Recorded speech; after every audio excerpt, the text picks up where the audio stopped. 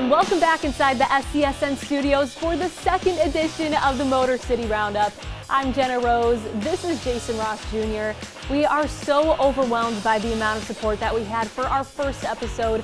Thank you to everyone who liked, shared, subscribed, or even just sat in and watched what we were doing. This has been our dream for as long as we can remember. So to have you guys along for the ride is more than special. Thank you.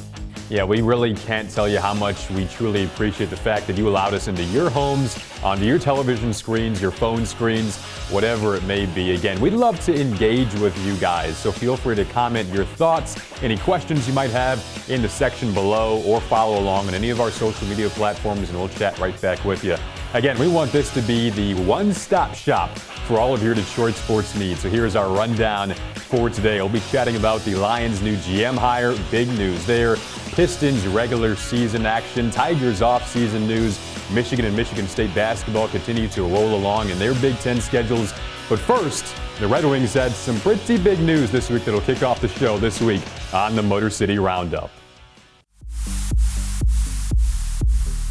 Before we discuss the season opening series against the Carolina Hurricanes, Jay and I would be remiss if we did not touch on the big news that came out on Wednesday when forward Dylan Larkin was announced as the official 37th captain in the illustrious history of the Detroit Red Wings. Jason, you've been a Wings fan your entire life. How excited are you to see Larkin fill this role? Oh, very excited, Jen. I mean, it felt like a matter of when, not if, Dylan Larkin would be named captain of the Detroit Red Wings. He's only 24 years of age, but has been such a consummate pro over the past couple of seasons, which have not been pretty in Detroit. He's oftentimes been the one to face the media after those tough losses and answer those difficult questions. Now, Larkin grew up in Waterford, Michigan, so he knows about the names that have preceded him coming up as a Red Wings fan. I mean, you think of names like Gordie Howe in the Hall of Fame, Ted Lindsay, Sid Abel, and of course, Steve Yzerman. So, Dylan actually had the opportunity to chat with Ted Lindsay prior to Ted's passing. One of the pieces of advice that Ted gave him was that when you wear the Red Wing uniform, it means so much more than what you do on the ice. It's about what you do off the ice as well. And Dylan Larkin has truly endeared himself to the Red Wing fan base by way of having his own hockey school here in Detroit and visiting children's hospitals. So in more ways than one, G, he has earned that C on the uniform. And he brings a lot onto the ice as well. As center of the top line, alongside forwards Anthony Mantha and Tyler Bertuzzi, Larkin definitely brings a lot to the table. Number one, his speed. During the 2016 NHL All-Star Weekend, he clocked just a shade over 13 seconds, which earned him the record for the single fastest lap within the league. He also has great playmaking abilities. For the last 2 seasons, he's led the Detroit Red Wings in assists. When we look at how he performed last season, prior to the pause during mid-March, he had 19 goals, he put up 53 points, and he also did that throughout the span of 71 games. Now, that is a bit of a drop compared to how he did in 2019, where he was able to put up 32 goals. However, he's going to have a very successful season, and I think he can really carry that momentum with him during these 56 games. And Jay, what's special about Larkin is that he has that insatiable appetite to always get better, and he even noted heading into Thursday's game against the Carolina Hurricanes that they need to get hot right out of the gate. And Jason, they especially need to do that in this new division that is overflowing with offensive talent. That's so true. And, this weekend's matchup against Carolina provides quite the task when it comes to getting off to a hot start, because Carolina has an ample amount of offensive talent. You look at what could potentially be their top line with Andrei Svechnikov, Sebastian Aho, and Teuvo Teravainen, and those 3 players have been marvelous during their brief tenures with the Hurricanes, starting out with Aho, who led the team in goals last year with 38. That number was 6th in the NHL a season ago. He's just 23 years of age. Andrei Svechnikov is 20 years old and coming off his first 60-point season, and Teravainen is an excellent playmaker at 48 assists to lead the Hurricanes a season ago. I expect that number to be right up there again this season. So the Wings defense, which struggled a season ago, will certainly be potentially on their heels if they can't get the puck out of their own zone in a timely fashion during this weekend series against Carolina. Right, and looking at the offensive side for the Detroit Red Wings, we've noticed that last season they really lacked scoring depth, and previously I did touch on Dylan Larkin and what he brings to the table, but really I think we should be focusing on that second line that we saw during training camps was filled of Zadina, Nemesnikov, and Fabry. Genna has speed and a laser-like shot on the right wing. This could be the 21-year-old's first shot at consistent top 6 minutes if he does perform well. Fabry has moved over to center, which is the position he played during his junior career, and Nemesnikov is another capable scorer who had 17 goals last season with Colorado and Ottawa. Head coach Jeff Blashill said right off the bat that line was really good, and during their final day of training camp, they were able to collectively put in 2 goals. Yeah, G, I'm very excited for this opening series. I mean, 56 games, as you mentioned. Good thing and bad thing. Good thing because anything can happen. Bad thing because if you get off to a bad start, you're likely doomed, especially in a division like the Central. So we'll see how it plays out. Red Wings and Hurricanes playing a couple of times this weekend before they face the Columbus Blue Jackets next week. Coming up next on the Motor City Roundup, we'll have our college countdown segment.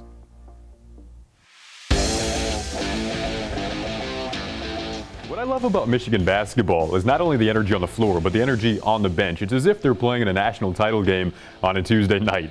Oh, it's electrifying, and what's exciting is that same amount of energy carries over towards the women's basketball program, who are also off to a hot start. They're currently undefeated. That's so true, Jen. We can't disregard the fact that the women's team has been equally impressive on the floor, undefeated. When you talk about Michigan women's basketball, the discussion always starts with Naz Hillman, their junior forward who's coming off her second Big Ten Player of the Week award after averaging just under 30 points per game last week and just under 18 rebounds per game last week through 2 Big Ten contests. She had 35 points and 22 rebounds against Nebraska last Thursday. And while it sounds like Naz does a lot, which she does, Jen, we can't disregard the fact that she's a part of a starting lineup that is so impressive, so well-rounded. It consists of a graduate student, 2 seniors, a graduate student, 1 senior, and 3 very important juniors.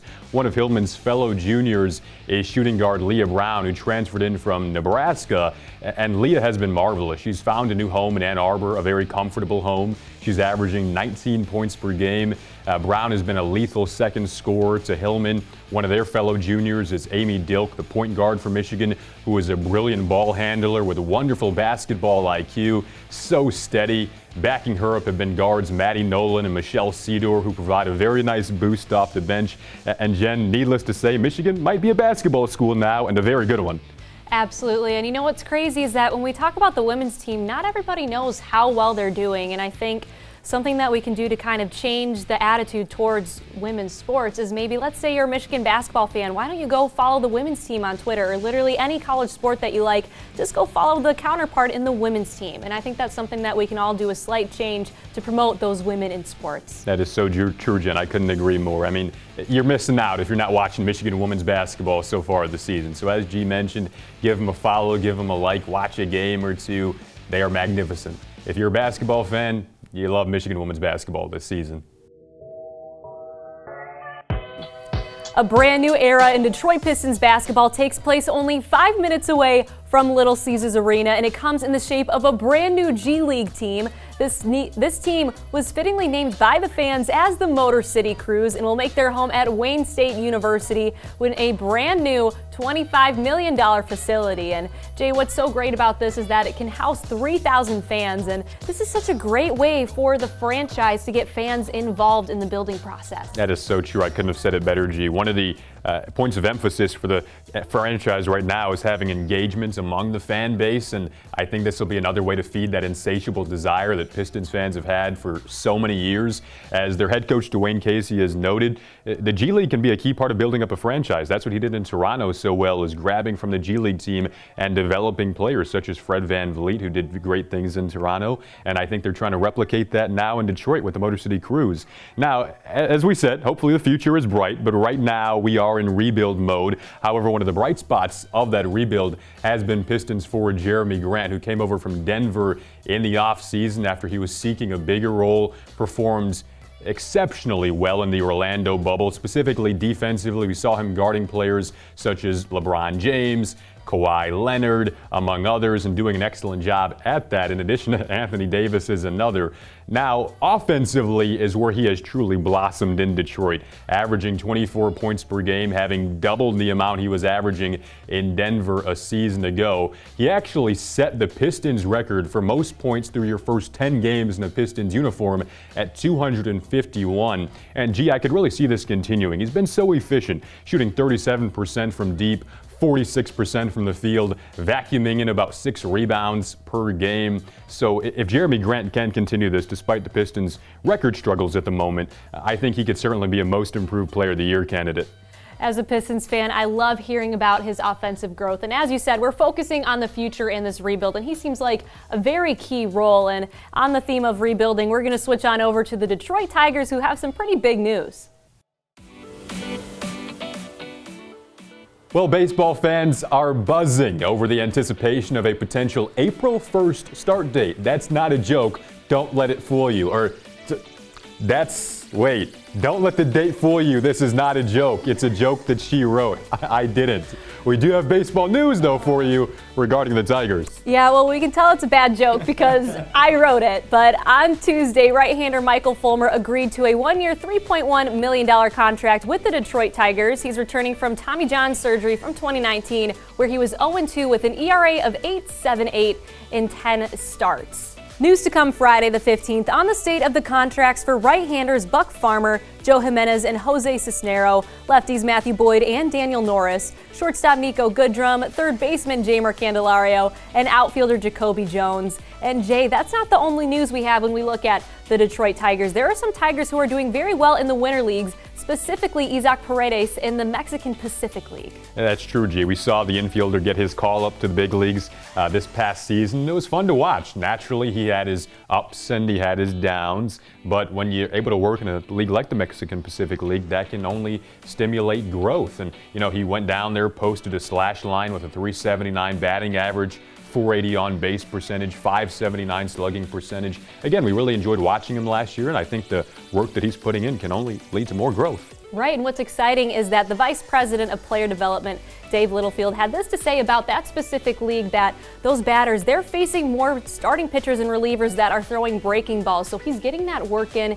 he's getting these competitive at-bats, and we're hoping to see that growth transfer over into the 2021 season with all their players that are currently in that system.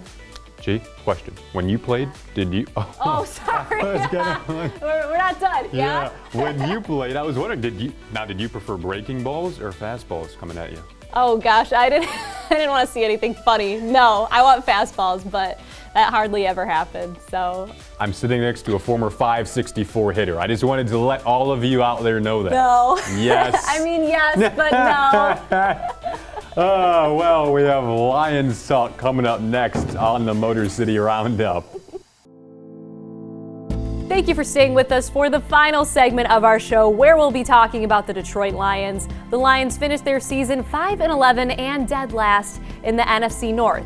However, there is news that could potentially bring a brighter future. They have officially announced they hired a brand new general manager in Brad Holmes. So, Jason, take it away. Yeah, well, gee, I'm excited because last week we talked about the fact that we were suspecting our coaching candidates, but we knew the Lions would have to hire a GM before bringing in a coach, and they officially checked that box by now bringing in the former, I should say, director of amateur scouting from the Rams, Brad Holmes. And he's a guy who did some great things with developing the Rams to where they are now. He was responsible for bringing in Aaron Donald, a future Hall of Famer, Jared Goff, Todd Gurley, Cooper Kupp, some names that have been excellent on offense and defense for the Rams as they have now built up that franchise to a playoff level. One of the knocks on Brad Holmes, Jen, was that maybe he doesn't have the experience for this position. Was he too far down in the Rams ladder to be considered a qualified candidate for this Lions GM job? But according to the reports, he did sway Sheila Ford-Hamp, team owner, and along with team president Rod Wood for the Lions. So we'll see if he does indeed produce. And right now, it's kind of a reaction phase to this news. Well, we will have to wait and see. Maybe he'll pick a guy like, Kansas City Chiefs offensive coordinator, Eric Bieniemy, to be the new head coach. But I would like that. We'll have to make it I would like that. We will. Oh, well, should we leave it up to the people? I mean, yeah, why not? What should our bet be? We tried to talk about a bet before the show started. We had like no idea what we would do. The only thing I could think of was to like get Jason to wear a dress coming in here, but I don't really think anyone wants to see that, and it's not a good bet. I don't know, not that creative, but yeah, we'll think of something. But anyways, that's what's going on with the Detroit Lions. We are your one-stop shop for everything Detroit sports. So as more news comes in, we'll be here to give you the lowdown on the Lions. And of course, every other pro team in Detroit. For Jason Ross Jr., I'm Genna Rose. Thank you for joining us. And if you want, you can leave a little like, go subscribe. Just go, share the video, right? Comments. We're about love here. Yes. Yeah. Engagements. Yes, we're like we're each other's like only friends. So we need more friends. That's true. We could use you guys. Yeah, okay. Well, anyways, we should cut this off. See ya. Bye.